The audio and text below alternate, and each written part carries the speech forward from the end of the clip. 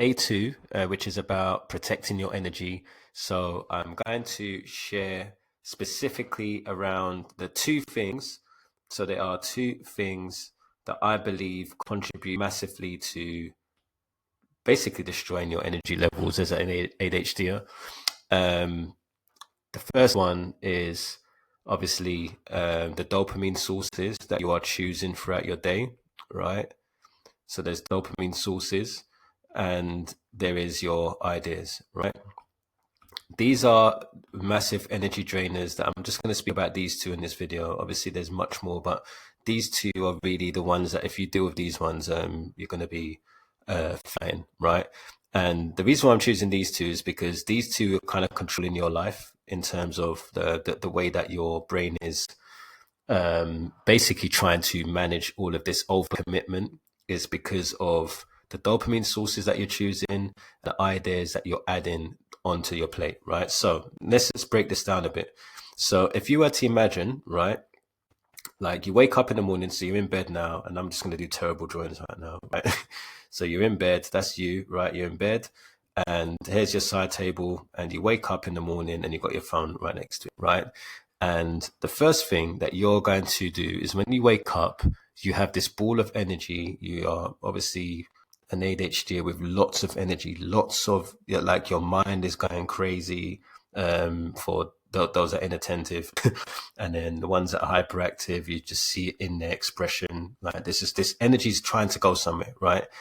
What you do is most of the time, ADHDers will go to their phone because now they can get a quick fix, right? This is going to spike their dopamine level. This is the baseline of dopamine, right? This is, where you are, like you get your dopamine and you go up here, right? This is below the baseline, right? And this is where you start when you wake up because we have a low supply in general as an ADHDer. So what we're trying to do is go from here to up here, right? And we're trying to find the quickest way to do that. And the quickest way for us to do that is obviously the phone, right? We never used to have phones before. Like, our ancestors never had phones. So they weren't meant to just do that. Now we got the opportunity of doing that. And there's far more vices and quick fixes that we can add to the list now. There's sugar, there's porn, there's doom, you name it. There's just so many things, alcohol, you name it, vaping. There's so many ways for us to easily get a dopamine fix, right? And we have a low supply, like I said, we're down here, right? So we're trying to bring ourselves up here. What we need to try to bear in mind is that every dopamine source out there that we can use, there is two types. There's obviously the slow ones and then the fast ones, right? And what we want to try to do is go for slow ones and try to have them start our day off, right? That is movement, that is exposure to cold, like so the water, like cold water over your face would be a very good start if you don't like cold showers, right? But cold showers is a big one as well, like in the plunge that people are doing. There is reading, there is walking, like movement. Like the walking is just like the best way of movement will probably be walking. Like if you really, really don't want to do like going to the gym and doing exercise that way, the walk could be a really good one. But what you're trying to ideally do is make sure that you're stacking your dopamine throughout your day and choosing the ones that actually energize you. All these slow ones will energize you, right? So they'll maintain you above the baseline. But then even if you used to come down, you come down to the baseline. And that's what you kind of want, right? The other ones that you've been choosing bring you up here and then bring you down here, much further down the baseline than you were in the beginning. So now how the hell are you going to get back up again? You're going to have to choose a fast dopamine source again to go up, and then you come down again and then up, and then that's your day. Your day is basically like this if you start with a quick dopamine source, a fast one, right? And that's why your mood, you start feeling like in a bad mood, and you start feeling grumpy and like exhausted. You feel like you've done so much, but you've done nothing. Like that's the whole reason. That's actually what's going on, right? In terms of your energy, that's why energy is being consumed. What you need to then and bear in mind is that what you want to do with your energy is you want to pull it into purpose-driven projects, right? And that's where these ideas come in. And like I speak to ADHDers every day, and the ones that I end up working with are people that have got really big mission-driven projects, and they want to, I don't know, they want to do coaching. They may want to do a project that requires, helping others with their journey. It's a service-based business, right? Idea. It's selfless, right? It's a problem-solving idea. So when you want to do that, that's going to require energy as well, right? So there's always going to be energy involved with anything you do. And if you imagine that there's a pot here and you've got all of these different ideas inside of a pot, if you fill up this whole pot with ideas, the pot is filled up now. There's not much room, right, for you to be creative. Like there's this, it's overwhelming, right? This is extremely overwhelming. Whereas if you used just to have one very simple like thing that focused on, like it's not one simple thing, but it's just one thing that you're focused on. Right now, obviously, I'm focused on coaching, right? So I'm doing one-on-one coaching, right? So that's my main thing. All I want to do is that this is coaching, right? This is coaching right here in my situation. And yeah, I could put podcasting in here. I can put collaborations in here. I can put, digital products in here. I can put low ticket, like there's just all these things that people are trying to tell me that is a good idea for me to do with my social media following and all this stuff, right?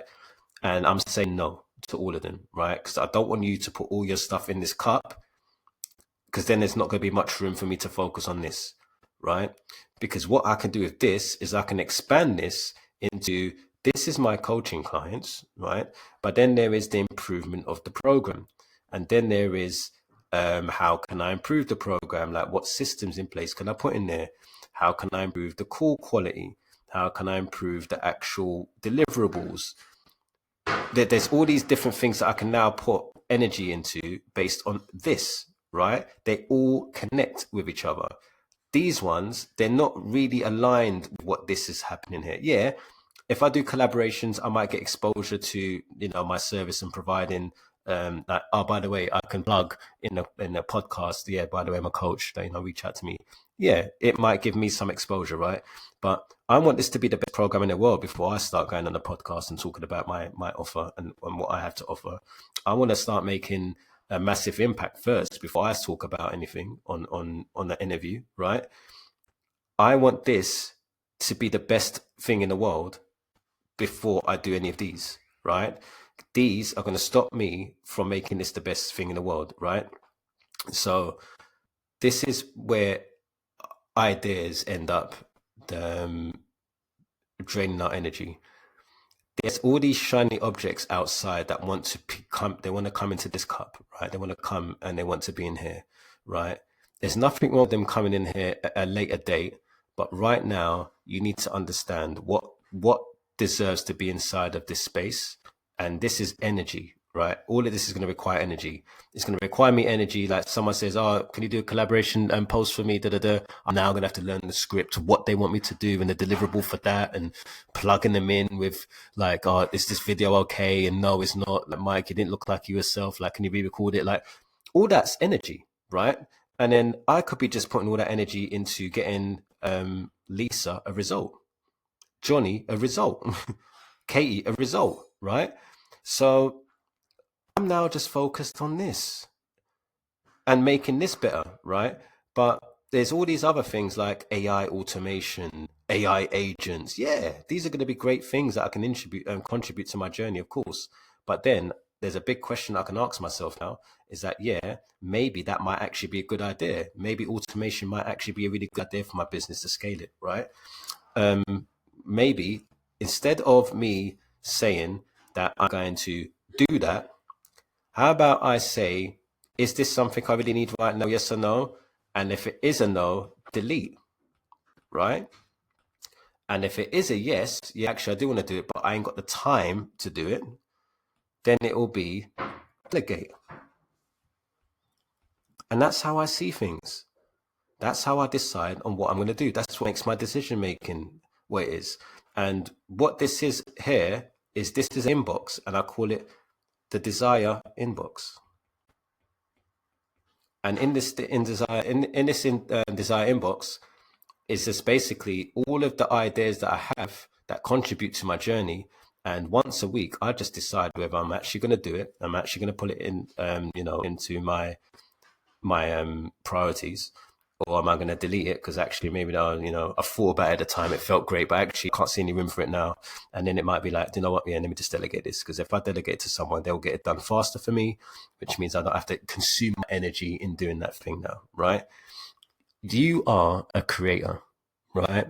And the sooner that you get that you're a creator, which means that you need to create and do more creation and less consuming, you will start being very, very conscious about your time and how much time you're putting into all of these things that do not require, or no, I wouldn't say require, that do not deserve your attention.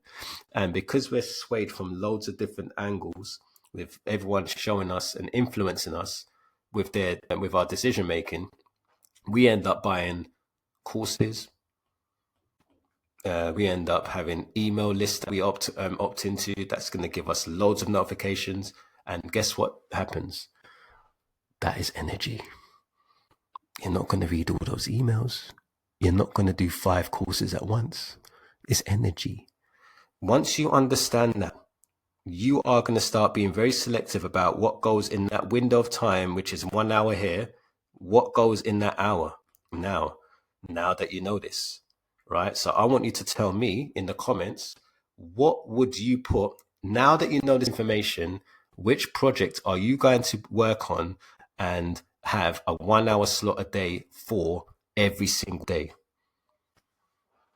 until that project's done? And I'm going to give you a bonus tip here, is that you would need to use the 55-5 method. And what that is 55 minutes of focusing on that thing and then taking a 5-minute break to reflect on how that session went. And that's all I want you to do today. Take care. Peace.